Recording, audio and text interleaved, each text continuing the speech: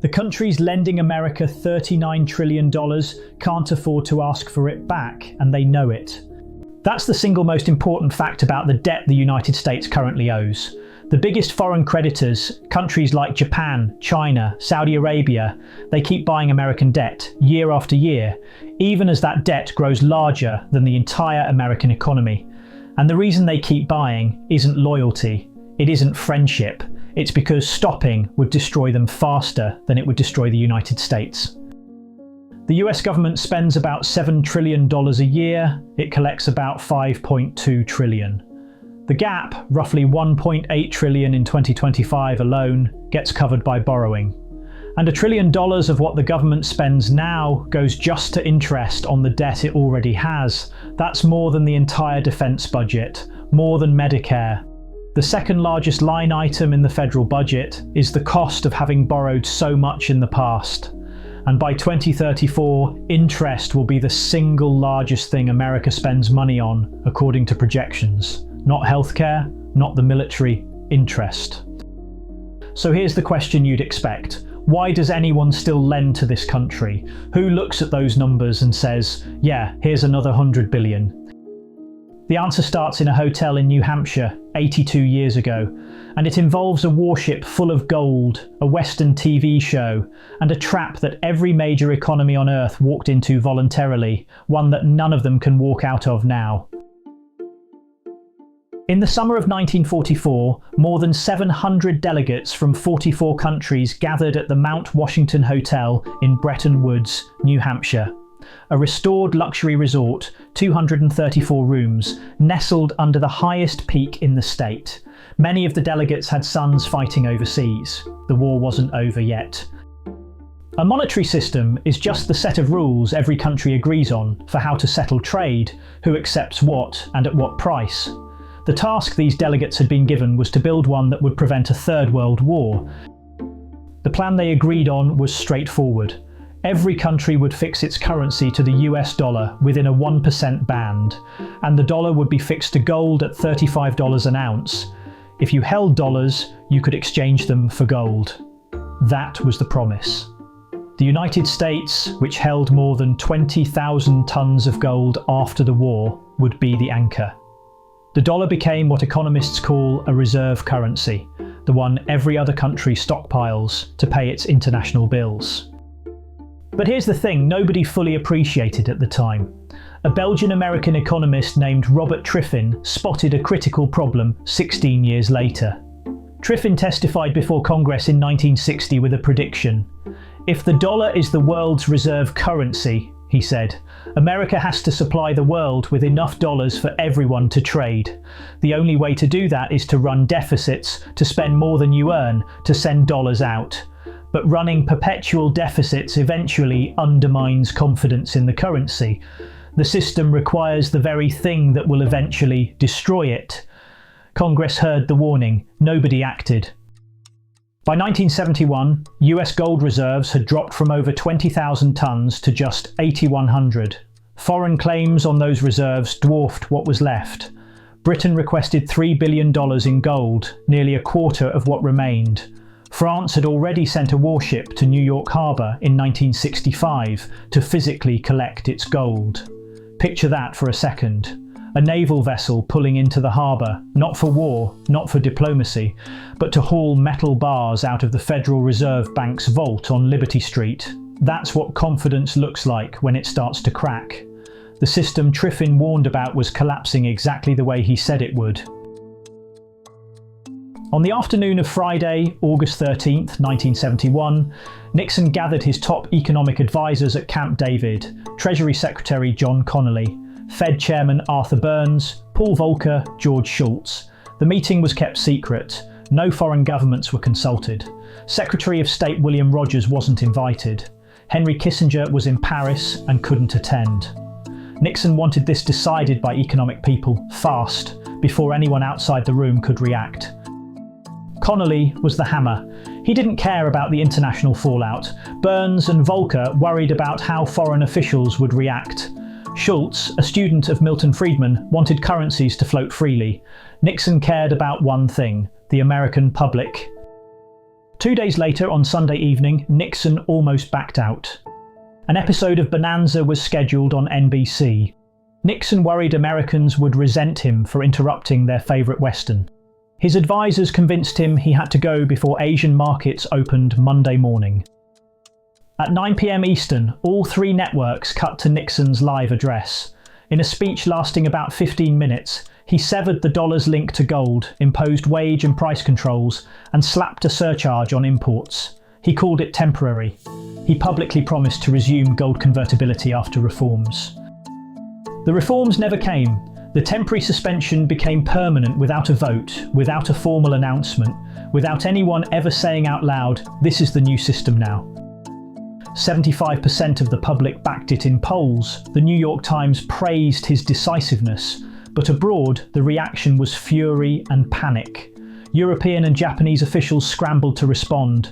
Connolly's message to complaining foreign finance ministers was blunt. The dollar is our currency, but it's your problem. Nixon declared the Smithsonian Agreement that December the most significant monetary agreement in the history of the world. It lasted less than 2 years. So now the dollar floated, no gold backing it, and the question that nobody had a good answer for was, why would anyone keep using it? This is where the story turns from history to mechanism. In July 1974, Treasury Secretary William Simon and his deputy Jerry Parsky flew to Jeddah, Saudi Arabia, on what was officially called an economic goodwill tour. The real mission was a 4-day negotiation with King Faisal. The deal they struck replaced gold as the dollar's anchor. Saudi Arabia would price its oil in US dollars, invest a large share of its oil revenue in US Treasury bonds, and in return, America would sell the Saudis weapons and use its military to protect the House of Saud. This arrangement was kept classified for 42 years. It didn't become public until 2016, when Bloomberg filed a Freedom of Information Act request, and the Treasury Department finally disclosed that Saudi Arabia held roughly $117 billion in US treasuries.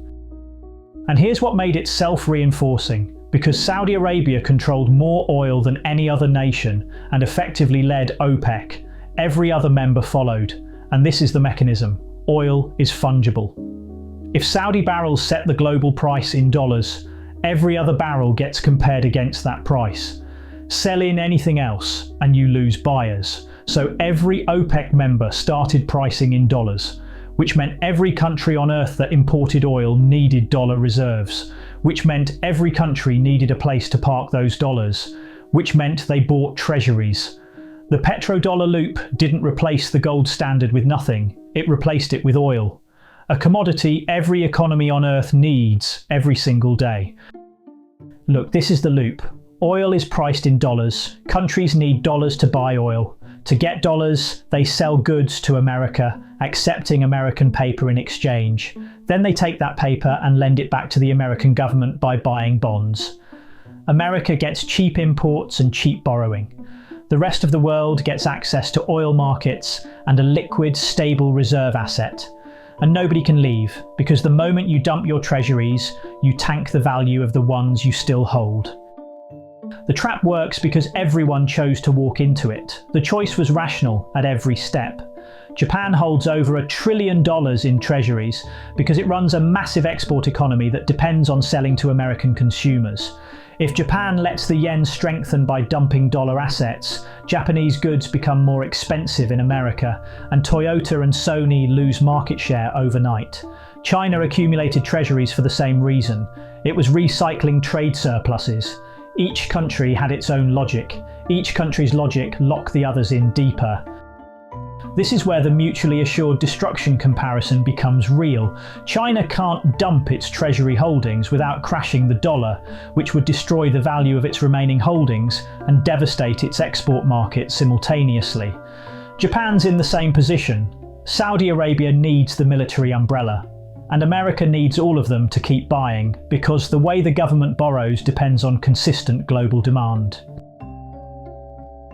Here's how that borrowing actually works. The Treasury holds auctions, sells bonds to whoever bids, and promises to pay them back with interest. 24 financial institutions called primary dealers are required to bid at every auction. They then resell to institutional investors worldwide, including foreign governments and sovereign wealth funds. If demand ever dried up, the Federal Reserve has the legal authority to step in and buy treasuries on the open market. The Fed can't buy directly from the Treasury, that's technically prohibited, but in practice, the Fed's willingness to intervene means a failed auction is nearly unthinkable. The backstop exists, everyone knows it exists, and that knowledge itself sustains demand. Right, so here's the uncomfortable arithmetic. 3 private companies, S&P, Fitch and Moody's, exist specifically to grade how likely a borrower is to repay. Their ratings affect what interest rate a government pays when it goes to borrow. The system has survived 3 credit downgrades. S&P cut the US to AA+ in 2011. Within 18 days, S&P's CEO was out. The US government then opened an investigation into S&P's role in rating mortgage-backed securities during the 2008 crisis. S&P later claimed the investigation was retaliation. Think about what that sequence tells you about the power dynamic between the United States and the agency supposedly grading its creditworthiness. Fitch downgraded in 2023, Moody's followed in May 2025. For the first time in over a century, the United States held no top-tier credit rating from any major agency. And after every single downgrade, the same paradox repeated. Investors fled into treasuries. The downgraded asset became the safe haven from the fear caused by the downgrade. When China, a major foreign holder, lectured Washington in 2011 to cure its addiction to debts, it was lending America the money to maintain that addiction. The circularity is almost elegant. But the cracks are real. The dollar's share of global foreign exchange reserves has dropped from 72% at its 2001 peak to about 59% in 2024. Foreign ownership of treasuries has fallen from above 50% during the financial crisis to 30% today. And in 2022, when Western governments froze Russian central bank reserves after the invasion of Ukraine, every country holding dollar assets received a message. Those reserves could be turned off by political decision. Central banks from Beijing to Brasilia started diversifying, not abandoning the dollar, not yet, but hedging. The problem is there's nowhere else to go. The yuan represents a small fraction of foreign exchange volume. No other market offers the depth, the liquidity, or the legal infrastructure that treasuries provide. The dollar is still used in a substantial majority of foreign exchange transactions. The trap holds because the alternatives are worse. And that's what makes this system so strange to look at clearly. America's debt isn't just a burden, it's a service the rest of the world depends on. The Triffin dilemma, the one Congress was warned about in 1960, means the United States has to run deficits to supply the world with the dollars it needs. If America balanced its budget tomorrow, the global economy would starve for liquidity. Every trade deficit is, in part, a function of being the world's reserve currency. And every foreign government that complains about American borrowing is simultaneously dependent on America borrowing enough to keep the system running. The French had a phrase for this in the 1960s, exorbitant privilege. As economist Barry Eichengreen put it, it costs a few cents to print a $100 bill, but other countries have to produce $100 worth of actual goods to get one. The US pays for imports with paper. The world accepts the paper because it needs the paper to trade. And the interest rate differential, roughly 3.5% over the last 3 decades, means America earns more on its foreign investments than it pays on its foreign debts. The privilege compounds. There's a pattern historians notice. When a great power's annual interest bill passes its defence bill, the decline has already started.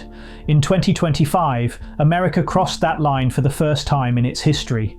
Annual net interest payments on federal debt exceeded $1 trillion, roughly $150 billion more than the defence budget. That's just gone. every year before a single road gets paved or a soldier gets paid, and that number is growing. At current trajectories, interest payments will consume an increasingly large share of federal revenues before a single dollar reaches healthcare or infrastructure.